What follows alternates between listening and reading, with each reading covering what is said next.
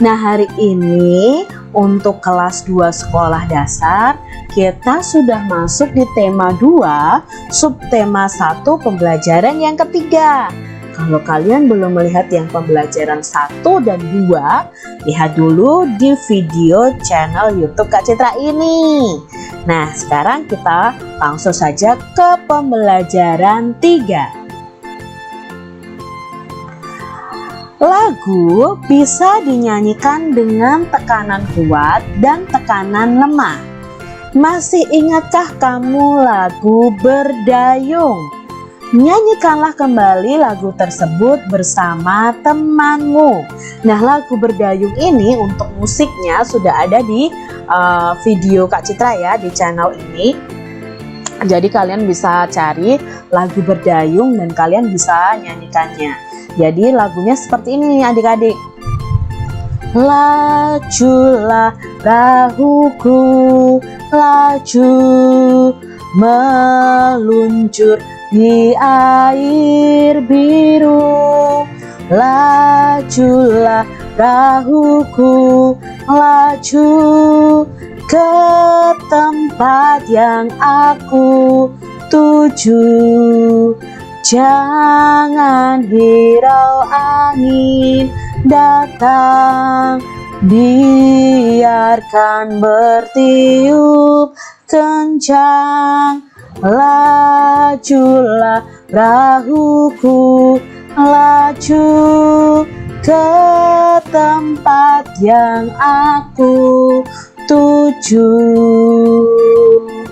Ini lagu Berdayung ciptaan dari Pak Ate Mahmud. Nah, kita lihat di sini ada tanda garis merah dan ada tanda garis bergelombang ini yang berwarna biru. Nah, untuk tanda merah itu dinyanyikan keras, sedangkan yang bertanda gelombang biru ini dinyanyikan lembut.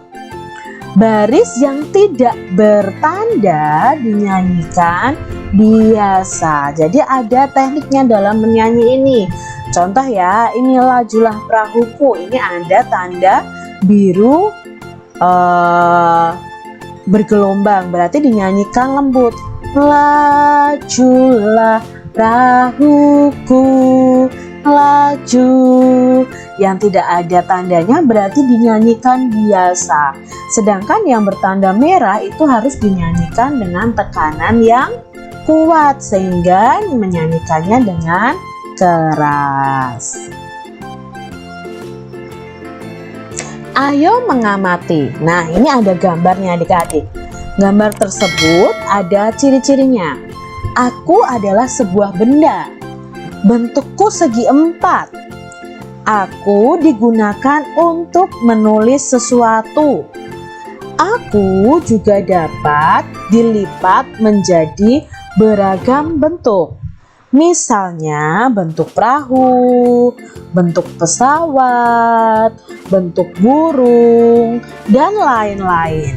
Apakah aku? Kalau dari gambar dan keterangan ini, bendanya apa ya adik-adik? Ya, ini adalah kertas. Nah, kertas itu berbentuk segi 4. Bisa digunakan untuk menulis sesuatu, bisa dibentuk menjadi perahu, pesawat, burung, dan lain sebagainya.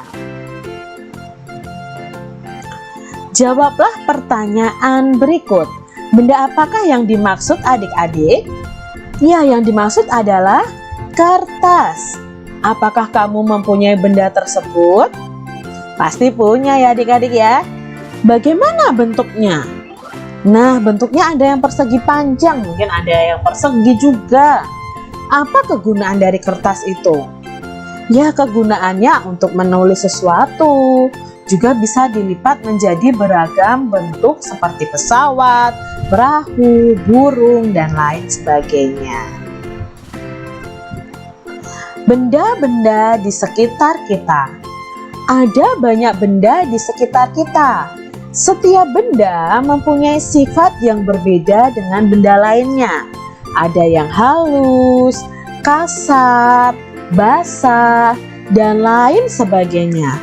Contoh benda yang kasar antara lain batu, pasir, dan kulit pohon. Contoh benda yang basah adalah air. Benda yang memiliki permukaan halus antara lain ada kapas, bulu, dan kertas. Tentunya masih banyak sifat-sifat lain dari benda-benda di sekitar kita. Bentuk benda juga beragam, ada yang bentuknya tetap, ada juga yang berubah.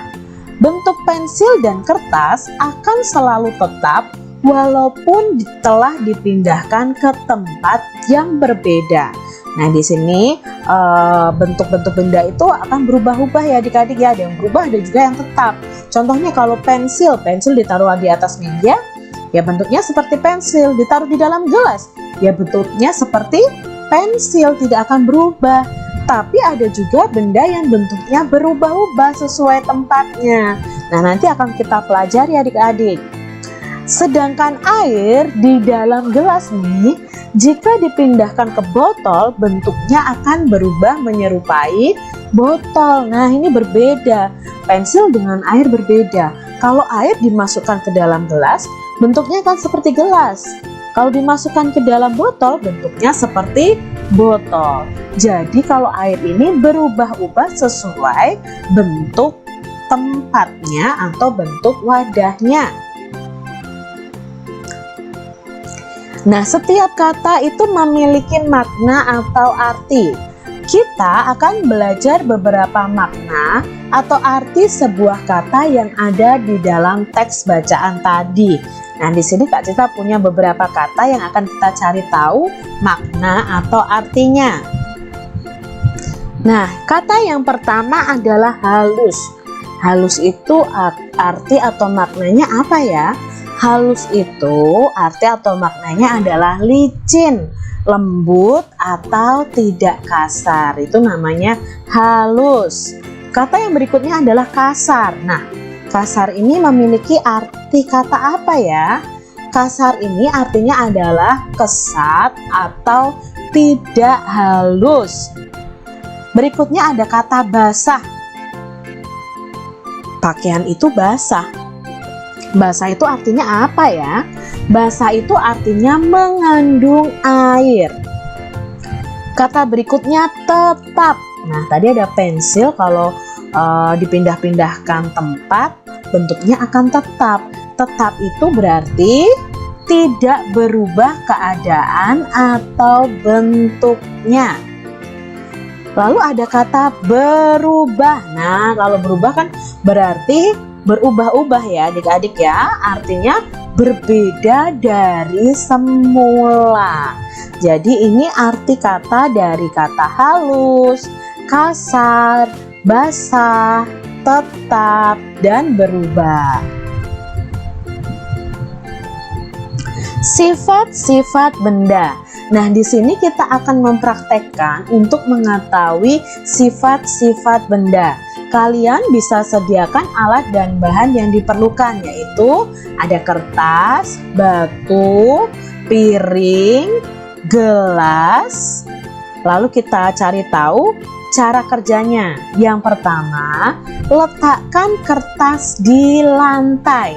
Perhatikan bentuk dan besarnya adik-adik. Nah, kamu letakkan dulu kertasnya di atas lantai. Lalu ambil kertas itu dan pindahkan ke dalam piring. Apa yang dapat kamu lihat? Apakah kertas itu berubah bentuknya? Tidak ya adik-adik ya, kertas tidak berubah bentuknya. Lalu ambil batu dan letakkan di atas meja. Amati bentuk dan besarnya. Lalu yang keempat, pindahkan batu tersebut ke dalam gelas. Apa yang dapat kamu lihat? Apakah batu itu berubah seperti gelas? Tidak ya adik-adik ya. Berdasarkan kegiatan ini, apa yang dapat kita simpulkan adik-adik? Nah, kita bisa tuliskan kesimpulannya. Kertas tadi ditaruh di lantai lalu dipindah di piring, tidak berubah, tetap bentuknya. Begitu juga dengan batu, ketika ditaruh di atas meja lalu dimasukkan ke dalam gelas juga bentuknya tetap. Berarti kesimpulannya apa? Nah, ini simpulannya. Yang pertama, kertas dan batu tidak akan berubah bentuk dan ukurannya walaupun berpindah-pindah tempat. Bentuk dan ukurannya akan sama adik-adik. Lalu kesimpulan yang kedua, kertas dan batu adalah benda padat yang kita pelajari di pembelajaran 1. Sifat benda padat ini, kertas dan batu ini tidak akan berubah bentuk dan ukurannya, semuanya akan tetap ya, walaupun berpindah-pindah tempat. Kalau batu ditaruh botol ya ukurannya segitu, bentuknya seperti itu, tidak akan berubah-ubah bentuk dan ukurannya. Itu sifat benda padat. Kertas, batu, piring, dan gelas adalah benda padat. Benda padat walaupun dipindahkan tempat, bentuknya selalu sama dan tidak berubah. Nah, di sini Kak Citra punya perahu nih yang dibuat dari kertas. Nah, perahu sendiri Kak Citra ada 2 kelompok. Perahu kelompok biru dan perahu kelompok merah. Nah, perahu kelompok biru dan kelompok merah itu jumlahnya masing-masing sama, ada 3 dan ada 3. Maka kalau Kak Citra mencari jumlahnya, Kak Citra tinggal membuat penjumlahan 3 tambah 3. Kita ingat pembelajaran 1 dan 2 tentang perkalian. Nah, kita bisa mengubahnya dalam bentuk perkalian. Ada 2 kelompok, masing-masing kelompok berisi 3 perahu. Maka kita bisa menuliskannya dalam bentuk perkalian 2 dikali 3. Nah, 2 dikali 3 hasilnya kita tinggal jumlahkan semuanya. Perahunya 1, 2, 3, 4, 5, 6. Maka hasilnya ada 6 perahu. Lalu Kak Citra punya benda padat lagi, yaitu kelereng. Ada 3 kelompok kelereng. Setiap kelompok isinya ada 4. Nah, sekarang kalau dibuat penjumlahan berulang adalah 4 ditambah 4 ditambah 4. Tapi kalau diubah dalam bentuk perkalian bagaimana, Kak? Nah, ada berapa kelompok kelereng? Ya, ada 3, atau kalian bisa tuliskan, kalian bisa hitung ini, 4-nya ada berapa? 4, angka 4-nya ada 3, berarti 3 dikali angka yang dimaksud di sini adalah angka 4, berarti 3 dikali 4 sama dengan 12. Lalu ada bola adik-adik. Nah, bolanya ini terdiri dari 4 kelompok. Setiap kelompoknya terdiri dari 2 bola. Maka kalau dibuat penjumlahan berulang adalah 2 ditambah 2 ditambah 2 ditambah 2. Jika dibuat perkalian, angka 2-nya ada berapa kelompok? Ada 4 kelompok dikali angka 2-nya. Jadi 4 dikali 2 sama dengan 8. Nah, di sini ada pensil.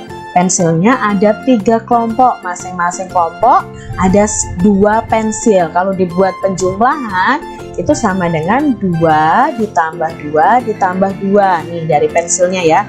2 tambah 2 tambah 2. Kalau dibuat perkalian sama dengan, ya kalau dibuat perkalian 3 kali 2. Hasilnya kita bisa hitung semua pensil. 1, 2, 3, 4, 5, 6. Hasilnya adalah 6 pensil. Nah, di sini ada buah apel nih. Ada berapa kelompok buah apel nih? Ada 4. Nah, masing-masing kelompok isinya ada berapa buah? Ya, masing-masing kelompok ada 4 buah ya. Maka ini kalau dibuat penjumlahan berulangnya adalah 4 ditambah 4 ditambah 4 ditambah 4. Lalu bentuk perkaliannya bagaimana, Kak? Ada berapa kelompok tadi? Ada 4 kelompok atau ada angka 4-nya sebanyak 4 ya. 1, 2, 3, 4. Maka kita tulis angka 4 dikali angka itu sendiri. Oh, dikali 4 juga, berarti 4 kali 4. Hasilnya kita bisa hitung semua jumlah apel.